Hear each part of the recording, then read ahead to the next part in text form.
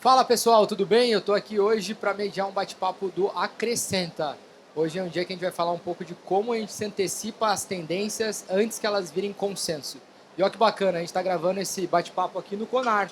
É o maior evento de RH na América Latina, um evento super importante, que traz muito dessas tendências também, dessas conversas.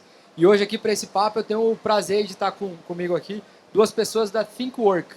A Tati Sendin, que é a fundadora, é uma referência aqui em conteúdo, inteligência, trabalhou na Você SA, na Você RH também, e fundou a ThinkWork em 2020.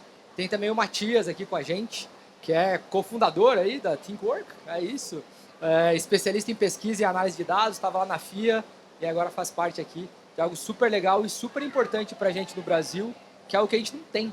E vocês começam a trazer um conteúdo super importante para ajudar a gente a direcionar essas novas tendências, né? Então, se vocês quiserem dar um oi aí, se apresentar também rapidinho, fiquem à vontade. Olá, pessoal.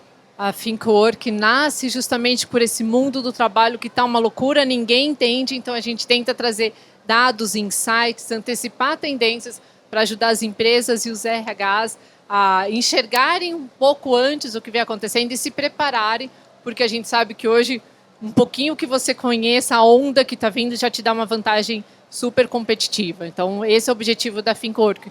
Empoderar a área de RH com dados, conexões e conteúdos. Tudo bem, pessoal? Eu sou o Matias e aqui dentro da ThinkWork a minha ideia é principalmente conduzir uma série de pesquisas para balizar ali a nossa área de conteúdo e trazer essa informação, essa riqueza que a gente vê fora do Brasil e entender como é que isso se reflete no nosso cenário nacional. Então acompanhe nossas pesquisas dentro do Acrescenta. Todo mês tem coisa nova aparecendo lá, gerada pela ThinkWork para o iFood Benefícios. Super legal. Oi, para a gente aqui tem um negócio que eu acho que é muito importante. A gente fala lá dentro do iFood muito sobre dados, sobre tendências e também para quebrar alguns paradigmas e vieses também que vão nascendo.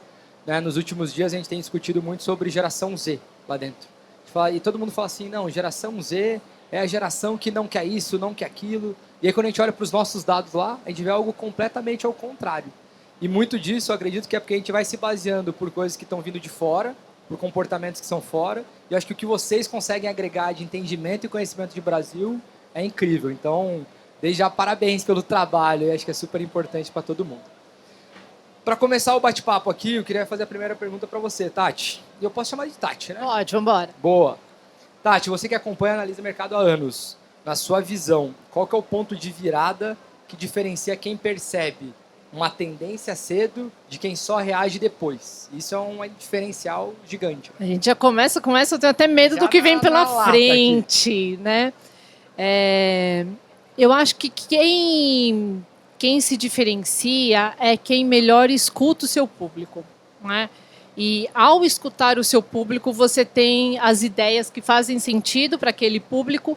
Com isso, as ideias têm sucesso e são vistas como mercado, como referência. E às vezes o mercado que não escuta acha que aquela ideia, aquele projeto, aquela prática funcionou e simplesmente replica ali dentro, copia e aí o negócio é uma tragédia, não funciona. Então eu acho que o segredo da gestão de pessoas é você conhecer muito bem o seu público, as suas pessoas, os seus problemas, as suas necessidades e criar soluções para aqueles ambientes. Muito bom. Isso lá a gente no iFood a gente traduz muito no se conectar com o negócio. E essa é uma tradução ótima aqui que você fez, que exemplifica bem como faz esse trabalho. Muito legal. Matias, quando a gente pensa em inovação e planejamento, é muito comum a gente confundir o modismo dessa tendência real. Talvez até o exemplo aqui da geração Z. Que sinais que você considera indispensáveis para avaliar se algo realmente veio para ficar, para se consolidar? Legal, acho que é importante sempre quando a gente olha para essas tendências que aparecem, a gente conseguir justamente medir se isso é real ou não. Né? Muitas coisas a gente escuta, ouve falar e vê no dia a dia acontecer, algumas se confirmam, outras não. Acho que usar pesquisas, usar dados e conversas francas no dia a dia com as pessoas é o que ajuda a balizar se isso realmente se aplica na nossa empresa, se aplica na realidade do nosso setor. Algumas coisas são mais reais em um setor e nem tanto em outras, ou em regiões do país. E com isso a gente consegue entender se isso se reflete na nossa empresa ou não. Modismos ou não modismos? Sim, tem muita coisa que vem de fora que se confirma no Brasil, outras coisas não. E algumas demoram um pouco mais para acontecer. Então também o nosso trabalho na ThinkWork é entender o que é de fato um modismo, o que é uma realidade para o futuro e conseguir antecipar essas tendências para as pessoas se prepararem para o que tem por vir. Muito bom. E no final, o papel de RH, eu comento muito lá, né? Liderar a área de pessoas no iFood. E a gente fala que o grande desafio na área de pessoas é filtrar o que é ruído do que é problema real. Né? E eu acho que muitas vezes a gente tenta fazer esse filtro no achismo, na temperatura, e algo que pra gente, pelo menos, acaba sendo muito comum é alguém falar assim, não, porque tá todo mundo falando. Aí você para e fala assim, não, mas quem que é esse todo mundo? Você vai ver, são 2, 3 pessoas, algo super concentrado. Eu acho que a gente começar a criar essa cultura de voltar para o estudo, voltar para a pesquisa, a gente se debruçar, a gente trazer isso para dentro da empresa pode ser um grande diferencial para o RH se posicionar com o negócio e ter cada vez mais impacto para se tornar o que todo mundo fala, o RH estratégico. Que no final do dia o RH estratégico está ajudando o negócio a tomar as melhores decisões, né? Com certeza, o RH tem que sair do achismo e tem que trabalhar com dados e informações reais, né? Quanto mais dados, mais próximos da realidade, melhor a fotografia que o RH tem do seu público, do seu universo e consegue aplicar as práticas mais direcionadas também e com isso traz resultado para os negócios. Muito bom.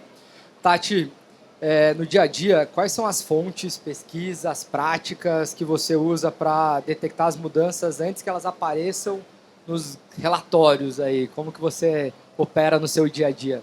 A minha melhor ferramenta são meus ouvidos. Eu adoro andar na rua, pegar transporte público, porque a gente escuta o que as pessoas estão falando e é impressionante como a pauta trabalho está presente na vida das pessoas em todos os momentos.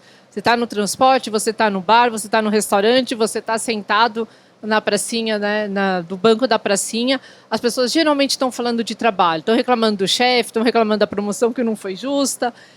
Então, ouvir as pessoas traz insights muito bons. Fora isso, a gente mapeia também o que as empresas estão fazendo, acompanha pesquisas, e com isso a gente vai unindo tudo, o que as pessoas estão fazendo, o que as empresas, o que as pesquisas estão mostrando, e aí sim a gente colhe esse cenário e consegue diferenciar quais são as tendências, o que vai ser modismo, o que é era de Instagram, né, porque hoje em dia a gente tem isso, então hashtag no Instagram não significa que vai virar verdade nas empresas. Ô Tati, complementar isso para saber um pouquinho mais, é uma curiosidade minha, assim, que eu sempre pergunto para as pessoas, falo, como que é a tua rotina para você se informar? Você busca grandes veículos, você está nas redes sociais, você está escutando podcast, como que você, Tati, aqui não tanto no Think Work, qual que é o modelo de trabalho, mas você, Tati, como que você consome conteúdo, notícias e se mantém informada nesse ambiente de pessoas e negócios? Bom, eu sou jornalista, então ler notícia faz parte, né, da minha rotina DNA. Começa o dia, já abre todos os jornais, os principais jornais nacionais e internacionais. Começo a ler, assisto televisão, os jornais locais também. Converso com as pessoas, então na Fincor que a gente tem comunidades com RHs, com grupos de RH. Então a gente vê o que eles estão falando ali, gera alguma provocação, vê como é que eles reagem. Isso também é uma forma. Leio muito, né? Podcast também gosto muito. E gosto de ler principalmente livros que não são de negócio, desculpa. Livros que fogem do tema do trabalho, porque eu acho que eles são muito ricos para trazer explicações e visões que às vezes a gente não encontra no mundo do trabalho e outros livros vão trazer para a gente. Então, super legal, que bom. Eu fico toda hora me perguntando, às vezes tem um FOMO de notícia, né? De falar o que está acontecendo. Super legal, bom entender um pouquinho mais. Matias, e lá para a gente no iFood isso é importante, né? A gente olha muito para dados. E na tua leitura, o que os dados e os comportamentos dos colaboradores podem trazer e como até os gestores aqui de RH podem antecipar eventuais tendências que estão ali emergindo na empresa e esses dados e comportamentos começam a mostrar algo, como que esses gestores podem começar a utilizar isso para suportar o dia a dia deles? Legal. Quando a gente olha para dados, pesquisas em geral, a gente tem que ter uma mistura muito boa entre olhar para dados internos e dados externos, né? Ter uma referência externa para acompanhar o que está acontecendo é super importante. Em alguns temas é até às vezes mais importante do que o próprio dado nosso, se a gente está se posicionando bem ou mal perante o mercado. Mas às vezes a gente vê que muitas empresas também se prendem muito em pesquisas com referências externas. Vai aplicar pesquisa de clima, sempre aplica a mesma pesquisa com as mesmas 20 perguntas há 10 anos. Como é que a gente foge e descobre outros temas se a gente sempre está perguntando a mesma coisa? Então a gente tem que ter essa mistura entre ter a referência externa e acompanhar o padrão e ter perguntas novas e acompanhar coisas diferentes para identificar essas tendências, né? A gente precisa, além de fazer essas perguntas diferentes, também conseguir fugir das perguntas comuns que a gente, por trás dos dados, vai fazer para entender o que eles estão falando para a gente. Criar hipóteses diferentes, né? A gente, por exemplo, acabou de criar uma pesquisa nova sobre vícios, que vai ser tema também agora de um material que vai sair no Acrescenta em breve. E foi uma pesquisa totalmente nova para a gente. Porque é isso, quando a gente faz pesquisa, não vamos mentir, normalmente a gente meio que espera o que vai sair ali, né? A gente vai lá, faz um cruzamento aqui e ali, realmente confirmou o que a gente esperava. Essa pesquisa sobre uma tendência, sobre como é que apostas estão afetando a vida das pessoas, como é que o uso de drogas também afeta o relacionamento com o trabalho, a gente percebeu que as coisas não tinham um comportamento muito normal. Então, quando a gente identifica que os números não estão apontando para a gente o que a gente espera, é ali que a gente precisa mergulhar e entender qual que é essa tendência, o que tem de diferente ali. Os números padrões normalmente indicam para a gente uma coisa que a gente já conhece. Fugiu do padrão, não é tudo bem, vamos esquecer ele. É ali que a gente tem que mergulhar e entender o que está acontecendo. E acho que isso também acaba acontecendo muito com o RH, que quando a gente se depara com algo que não é o padrão que a gente esperava, a nossa primeira reação é: deu errado. Né? A pesquisa não saiu como a gente esperava, deu errado, perdemos o tempo, perdemos. Mas quando a gente começa a mergulhar, a informação está ali. Quando a gente começa a entender, olhar os dados, tudo começa, os pontos começam a se conectar, começa a fazer sentido e a gente consegue interpretar mesmo o que as pessoas estão dizendo através dos números. E acho que isso é uma lição importante para o RH, né? Não é porque não saiu do jeito que você esperava que você vai jogar fora. Aprende com aquilo, você vai com certeza reaproveitar. E fugir do viés da confirmação, né? Tá ali trazendo algo, para e olha, se está diferente, se provoca e busca essa nova provocação. E aí, Tati, você falou que a primeira pergunta já era, mas essa aqui eu acho que ela é mais difícil. Eita. Muita empresa, e eu me deparo muito com isso no meu dia a dia ali, a gente começa a ver uma tendência. Mas aí tem que ir para a execução. O que eu faço com essa tendência? Então acho que aqui a pergunta é como que eu transformo o insight em ação? O que vocês têm visto aí de boa prática? O que você aprendeu nesses anos todos? Fala assim, tem 2, 3 coisas que se fizer, dá uma acelerada aí, você sai do campo da ideia, do insight, para ter algo prático que você coloque e gera valor para o negócio. Eu acho que o mundo se divide em 2 tipos de pessoas, as que têm as ideias e as que copiam as ideias, né? As pessoas que copiam vão estar sempre olhando para o mercado, copiando, replicando aquilo que foi feito, e elas nunca vão elas podem ter um resultado, mas elas não são as pessoas que criam, né? A magia está nas pessoas que criam. E as pessoas que criam são as pessoas que conseguem fazer essas conexões, olhar, às vezes, para coisas que não fazem sentido, trazer elementos de fora e fazer a conexão e criar algo. Eu acho que nas empresas e nos RHs acontece isso também, né? Às vezes, uma empresa é muito criativa, ela é muito eficiente em gestão de pessoas, porque, de novo, ela entendeu o seu público, ela entendeu o seu problema, ela criou uma solução para resolver aquele problema, né? Às vezes é uma solução simples, que não é tão simples que todo mundo olha e fala assim, por que eu não tive essa ideia antes? Né? No Prêmio Innovations, a gente teve um projeto da editora MOL, foi premiado como a licença menstrual.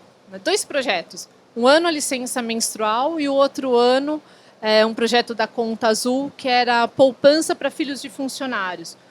O impacto desses 2 projetos no engajamento, na motivação, na conexão dos funcionários com essas empresas assim, era absurdo. E todos os outros RHs falaram assim, é barato, é simples, é óbvio, por que a gente não teve essa ideia antes? Né? Então, acho que a diferença, de novo, está aí. Escuta o seu público, pensa a sua realidade.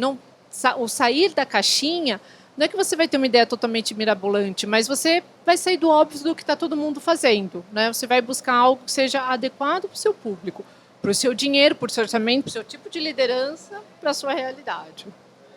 E a gente, deixa eu só complementar um ponto, acho que a gente vê muito também que o RH ouve as pessoas através de pesquisas para captar dados, mas a gente sente ainda que falta, depois que a gente captar o dado, volte para os funcionários para entender como é que a gente vai resolver aquele problema. A gente vai lá, faz uma baita pesquisa, vê qual que é o problema, se fecha numa salinha e fala agora, nossas 5 mentes aqui vão resolver o problema de todo mundo que está lá fora.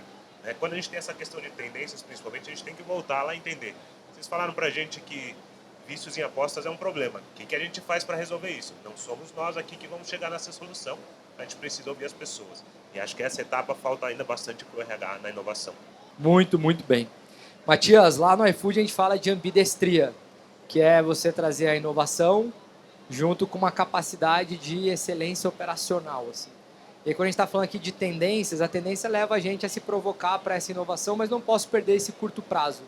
Como que você vê as empresas, cases de sucesso, boas referências, construindo essa cultura? Quais elementos são comuns e que podem ser utilizados para quem quer ter essa cultura dentro da empresa? Legal. Falando de innovations mais uma vez aqui, a gente está prestes a premiar os nossos vencedores e a gente viu no prêmio desse ano um crescimento muito forte do uso de inteligência artificial. A gente vê, desde 2022, a gente acompanhou alguns projetos ali falando de inteligência artificial. Na época eram 0,3% dos projetos que a gente recebeu, hoje em dia a gente já está falando de 35% dos projetos. Só que nesse ano a gente já sentiu falta de projetos que se conectem com as pessoas propriamente ditas. Vão para um negócio um pouco mais simples, para uma conexão individual, para entender dores das pessoas no dia a dia. Então a gente precisa avançar enquanto área, se conectar com tecnologia e uso de dados, tudo que tem de mais moderno, mas não podemos esquecer das pessoas e do que tem para trás. Né? E aí, de novo, a questão de ouvir as pessoas é relevante para a gente ver quais são essas dores que eles estão tendo e não só as melhorias de processo em que a gente precisa enquanto RH. E um traço marcante da cultura das empresas mais inovadoras é a autonomia, porque não adianta também você ouvir as pessoas e não fazer nada. Então, as empresas inovadoras, elas ouvem, dão poder para as pessoas tomarem suas decisões, trabalharem do jeito que querem, participarem. Então, é um ponto realmente muito importante. A empresa que quer controlar tudo, ela dificilmente vai inovar. Ela provavelmente vai investir numa tendência, porque só vai seguir o que o mercado está fazendo, vai copiar, mas não vai ter conexão nenhuma com o seu universo ali. Quando a gente fala de ouvir as pessoas, também tem um detalhe sutil ali, que a gente não está falando de atender todas as necessidades que as pessoas vão trazer para a gente. Né? A gente, enquanto RH, não está aqui para resolver tudo que as pessoas querem, independente do que isso vai nos custar ou do que isso vai significar. A gente precisa também ter essa conexão com o negócio, entender o que faz sentido ou não, mas dentro do que faz sentido, sempre é melhor que a gente tenha ali uma participação dessas pessoas e entender de fato o que é melhor para eles. Dominando o microfone, boss. Agora a gente vai continua ficar. aí, tá uma delícia. Mas muito obrigado, muito legal o papo aqui. Eu acho que ele traz reflexões, primeiro, quando a gente pensa em Brasil e ter o trabalho que vocês, as pessoas podem acessar pelo Acrescenta, com olhar para o Brasil, acho que faz uma mega diferença. Facilita muito, dá acesso e eu acho que a gente falou um pouco de tendências que estão, ou pesquisas que não estão mostrando o que a gente espera. Volta lá, provavelmente você não está conseguindo entender aquilo e precisa se aprofundar. E aí, para mim, a gente se provoca muito sempre como que eu não faço o RH para o RH. Eu acho que o desafio aqui é parar, é escutar, é entender o que o negócio precisa, é escutar as pessoas e dentro desse ambiente como um todo, se não colocar o ponto que você falou agora no final, que eu ia perguntar. Autonomia. Se não der autonomia para as pessoas, aí não adianta você falar de tendências, para onde o futuro está indo. Aí você começa a travar, coloca tudo numa caixa e aí essas novas ideias, o futuro, as antecipações que podem ajudar e transformar um negócio fazem muita diferença. Então, queria muito agradecer a vocês dois. Acho que é um baita trabalho. Super obrigado, Tati, Matias. Para quem acompanhou a gente aqui, obrigado por estar com a gente. Acompanha mais conteúdos lá no Acrescenta. A gente sempre fala de sonhar grande. Aqui, acho que quando a gente fala de tendências, fala de sonhar grande, mas fala também de trazer método para isso. De colocar essa bola no chão, organizar. Sonhar grande com método faz uma grande diferença. Muito obrigado, valeu! Obrigada. Obrigado.